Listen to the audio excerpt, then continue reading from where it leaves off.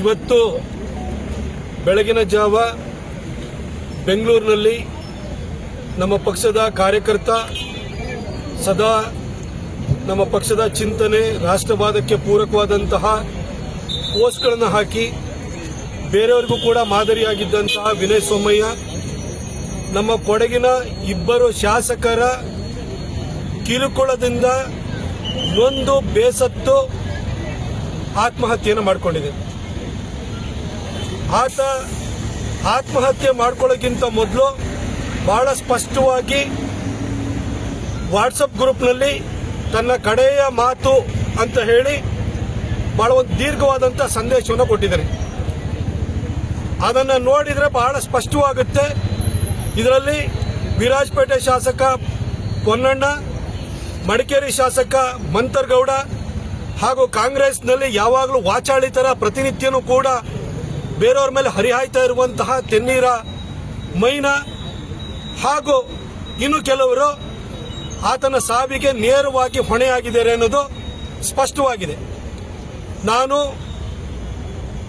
DG ಅವರನ್ನ ಹಾಗೂ ನಮ್ಮ ಕೊಡಗಿನ SP ಅವರನ್ನ ಮನವಿ ಮಾಡಿಕೊಳ್ತೀವಿ ಹಾಗೂ ಒತ್ತಾಯವನ್ನು ಮಾಡ್ತೀವಿ. ನಮ್ಮ ಪಕ್ಷದ ವತಿಯಿಂದ ವಿನಯ್ ಸೋಮಯ್ಯ ಫೇಸ್ಬುಕ್ ವಾಟ್ಸಪ್ನಲ್ಲಿ ಕಡೆಯದಾಗಿ ಬರೆದಿರುವಂತಹ ಸಂದೇಶವನ್ನು ಒಂದು ಡೆತ್ ನೋಟ್ ಆಗಿ ಪರಿಗಣಿಸಿ, ಅದನ್ನೊಂದು ಡೈಯಿಂಗ್ ಡಿಕ್ಲರೇಷನ್ ಅಂತ ಪರಿಗಣಿಸಿ ಪೊನ್ನಣ್ಣ, ಮಂತರ್ಗೌಡ, ತೆನ್ನೀರ ಮೈನಾ ಹಾಗೂ ಉಳಿದವರ ವಿರುದ್ಧ FIR ಅನ್ನು ದಾಖಲಿಸಬೇಕು ಹಾಗೂ ನಮ್ಮ ಕೊಡಗಿನ ಇಬ್ಬರು ಶಾಸಕರನ್ನ ತಕ್ಷಣಕ್ಕೆ ಬಂಧಿಸಬೇಕು ಅಂತ ಹೇಳಿ ನಾನು ಒತ್ತಾಯವನ್ನು ಮಾಡ್ತೀನಿ.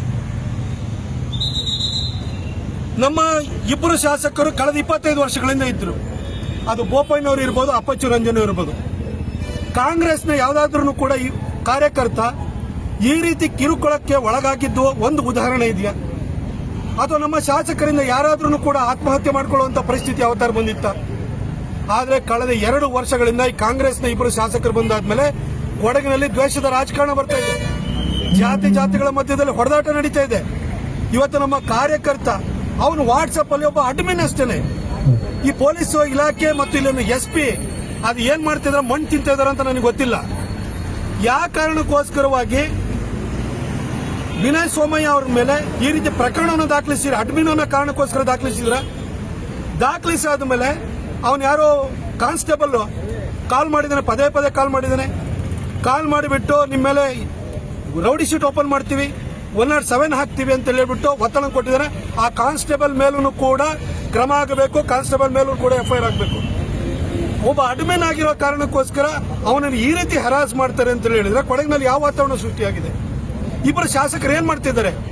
ಇಬ್ಬರು ಕೂಡ ಪ್ರತಿನಿತ್ಯನೂ ಕೂಡ ಬಹಳ ಚಂದವಾಗಿ ಡ್ರೆಸ್ ಮಾಡಿಕೊಂಡು, ರೋಲೆಕ್ಸ್ ವಾಚ್ ಹಾಕೊಂಡು, ಎಸ್ಕಾರ್ಟ್ ವೆಹಿಕಲ್ ಇಟ್ಕೊಂಡು ಓಡಾಡೋದು ಬಿಟ್ಟು ಇರೋ 5 ಪೈಸದ ಅಭಿವೃದ್ಧಿ ಕೆಲಸ ಮಾಡಿದ್ದಾರೆ. ಪೊನ್ನಣ್ಣನ ವಿರುದ್ಧ ಯಾಕೆ ಸಾಮಾಜಿಕ ಜಾಲತಾಣದಲ್ಲಿ ಆ ರೀತಿ ಒಂದು ಪೋಸ್ಟ್ ಬಂತು? ಯಾವ್ದೋ ಒಂದು ಟಾಯ್ಲೆಟ್ ಕ್ಲೀನ್ ಆಗಿಲ್ಲ ಅಂತೇಳಿ ಪೊನ್ನಣ್ಣನ ಪೋಸ್ಟ್ ಹಾಕಿದ ಕೂಡಲೇ ಯಾವ್ದೋ ಜಾತಿ ವಿರುದ್ಧ ಮಾಡಿಬಿಟ್ರು ಅಂತೇಳಿ ಅಪಪ್ರಚಾರ ನೀವು ಮಾಡ್ತಾ ಇದ್ದೀರಿ. ಅಲ್ಲ ರೀ, ನೀವು ಶಾಸಕರಾಗಬೇಕು ಅಂತಂದ್ರೆ ಜನರ ಬಗ್ಗೆ ಕಾಳಜಿ ಇಟ್ಕೊಂಡಿರ್ಬೇಕಿತ್ತು. ನೀವು ಎಲ್ಲೋ ಕೇಸ್ಗಳನ್ನ ಫಿಕ್ಸ್ ಮಾಡ್ಕೊಂಡು ಪೊನ್ನಣ್ಣ ನೀವು ಇಲ್ಲಿ ಬಂದು ದುಡ್ಡು ತಗೊಂಡ್ಬಂದು ಇಲ್ಲಿ MLA ಆಗಿದ್ದೀರಿ, ಇನ್ನೊಬ್ಬ ರಿಯಲ್ ಎಸ್ಟೇಟ್ ಮಾಡ್ಕೊಂಡು ಬಂದು ಇವತ್ತು ಇನ್ನೊಬ್ಬ MLA ಆಗಿದ್ದೀರಿ. ಬಿಟ್ಟಿ ಕಾಸ್ನಲ್ಲಿ ಬಂದು MLA ಆಗಿರ್ಬೋದು, ಆದ್ರೆ ಜನರ ವಿಶ್ವಾಸವನ್ನು ಗಳಿಸೋ, ಜನರ ಪ್ರೀತಿ ಗಳಿಸಬೇಕು ಅಂದ್ರೆ ಜನರ ಕೆಲಸ ಮಾಡಬೇಕಾಗುತ್ತೆ, ಜನರಿಗೆ ಸ್ಪಂದಿಸಬೇಕಾಗುತ್ತೆ. ನಿಮಗೆ ವಾಟ್ಸ್ಆಪ್ ಗ್ರೂಪ್ ಇರ್ಬೋದು, ಫೇಸ್ಬುಕ್ ಇರ್ಬೋದು, ನಮಗೂ ತುಂಬಾ ಬೈತಾ ಇರ್ತಾರೆ. ನಾವು ಅದನ್ನು ಸಕಾರಾತ್ಮಕವಾಗಿ ತಗೊಳ್ತೀವಿ. ಕೆಲವೊಂದ್ಸರಿ ಎಲ್ಲ ಮೇಲೂ ಕೂಡ ಬೈದಿರ್ತಾರೆ. ಅದು ದ್ವೇಷದಿಂದ ಬೈದಿರೋಂಥದ್ದನ್ನ ನಾವು ಇಗ್ನೋರ್ ಮಾಡ್ತೀವಿ. ಪೂರಕವಾಗಿ ಅಭಿವೃದ್ಧಿ ಕಾರ್ಯಗಳಿಗೆ ಸಂಬಂಧಪಟ್ಟ ಹಾಗೆ ಯಾರಾದ್ರೂ ಟ್ವೀಟ್ ಮಾಡಲಿ, ಫೇಸ್ಬುಕ್ನಲ್ಲಿ ಪೋಸ್ಟ್ ಹಾಕ್ಲಿ, ವಾಟ್ಸ್ಆಪ್ನಲ್ಲಿ ಹಾಕ್ಲಿ, ಅದನ್ನ ಪೂರಕವಾಗಿ ತೆಗೆದುಕೊಂಡು ನಾವು ಕೆಲಸ ಮಾಡ್ತಾ ಇದ್ದು. ಆದ್ರೆ ನೀವ್ಯಾಕೆ FIR ಹಾಕ್ಸ್ತೀರಿ? ಎಲ್ಲರ ಮೇಲೂ ನಿಮ್ಮ ಮೇಲೆ ಯಾರು ಪೋಸ್ಟ್ ಮಾಡಿದ್ರು ಕೂಡ FIR ಹಾಕ್ಸ್ತೀರಿ.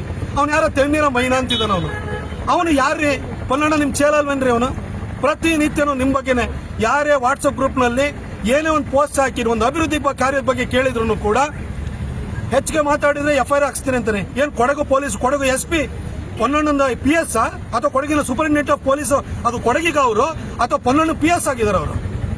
ಯಾಕಾಗಿ ಕ್ರಮ ಕೈಗೊಳ್ತಿಲ್ಲ? ಯಾಕಾಗಿ ಈ ರೀತಿ ನಮ್ಮ ಕಾರ್ಯಕರ್ತರ ಮೇಲೆ ಹರಾಸ್ಮೆಂಟ್ ಮಾಡ್ತಾ ಇದ್ದಾರೆ? ಇದನ್ನು ನಾವಿನ್ನ ಕೊಡಗಿನಲ್ಲಿ ಸಹಿಸಿಕೊಂಡು ಕೂರಕ್ಕೆ ಸಾಧ್ಯ ಇಲ್ಲ. ತಕ್ಷಣಕ್ಕೆ ಪೊನ್ನಣ್ಣ, ಮಂತರ್ಗೌಡ, ತೆನ್ನೀರ ಮೈನಾ ವಿರುದ್ಧ ಪ್ರಕರಣ ದಾಖಲಾಗಬೇಕು, ಅವ್ರ ವಿರುದ್ಧ FIR ಆಗಬೇಕು.